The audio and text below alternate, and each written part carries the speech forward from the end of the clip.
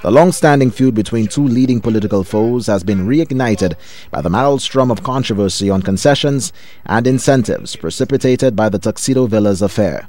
On Tuesday, Housing Minister Richard Frederick answered the opposition's charges he unjustifiably sought concessions under the expired World Cup Accommodations Act. Frederick claims it was unintentional, and he took the appropriate action after discovering he did not qualify.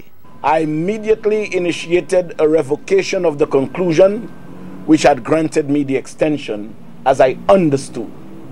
Accordingly, I paid just in excess of $72,000 in duties for the imported furniture.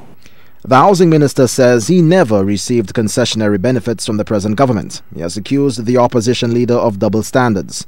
Frederick alleges during the tenure of the Kenny Anthony-led cabinet, World Cup cricket concessions were granted to a businessman for a complex called Aquabel Apartments.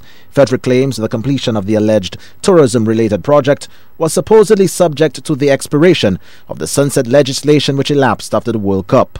Was the then cabinet of ministers misled into believing that Aquabel Apartments, the name under which the concessions were made and granted, ever intended to contain apartments? Well.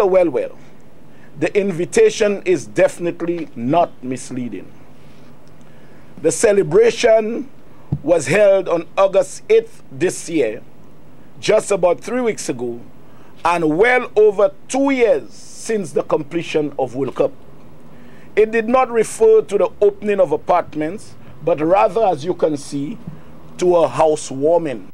The housing minister also called for the ex-prime minister's assistance in resolving what he says are legal encumbrances with energy developers and the alleged sale of shares in a hotel property during the reign of the previous government.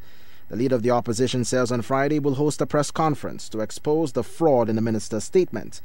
In the meantime, he issued this rejoinder. Richard Frederick should have spent his time to explain to the people of St.Lucia why is it for 2 years now he cannot, as housing minister, complete the Marigo housing project. Why is it that he has taken lands at Chuck, mortgaged the lands at Chuck to raise funds to carry out housing projects? And why is it that the government of St. Lucia was not involved in mortgaging land belonging to the people of St. Lucia?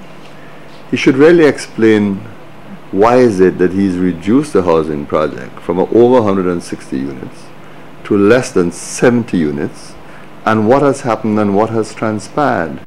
The housing minister's press conference is scheduled to be aired in its entirety on Tuesday night on Helen Television System. From the special audit report